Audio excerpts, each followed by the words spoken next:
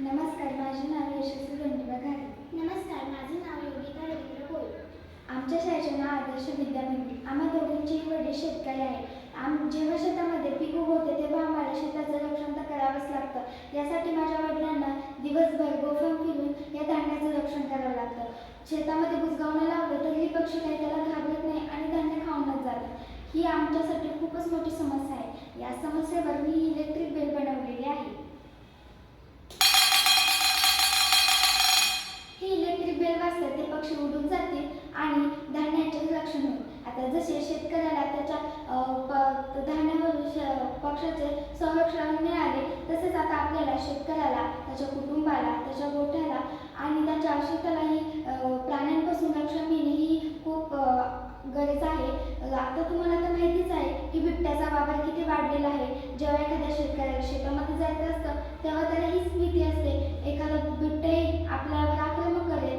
आणि यासाठी जेव्हा एखादा प्राणी किंवा एखादा बिबट्या येईल तेव्हा हा अलार्म वाजणार आणि या अलार्मानेच शेतकरी सावध होतील आणि त्यांना कळेल की आपल्या गोठ्याभोवती, आपल्या शेताभोवती एखादा प्राणी आलेला आहे आणि बिबट्या ह्या आवाजाला घाबरून सुद्धा पळून जाऊ शकतो.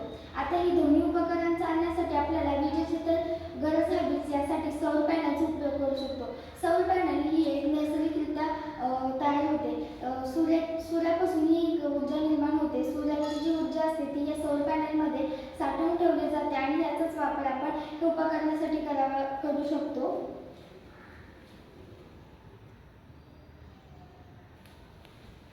शेतकऱ्याला संध्याकाळचे शेताला पाणी द्यायला लागायचं, कारण की सकाळची वीजच नसायची. त्यासाठी ह्या सौर पॅनलमुळे आता दिवसाही वीज आपल्याला मिळू शकते. त्यामुळे शेतकऱ्याला दिवसाही वीज निर्मिती होऊ शकते आणि तो पाणी भरू शकतो. जर एखाद्या शेतकऱ्याने सोलर पॅनल, इलेक्ट्रिक उपकरणाचा जर वापर केला तर आपले गाव नक्की स्मार्ट बनेल. याच विषयावरून मी माझ्या उपक्रमाचे नाव स्मार्ट विलेज ठेवलेले आहे.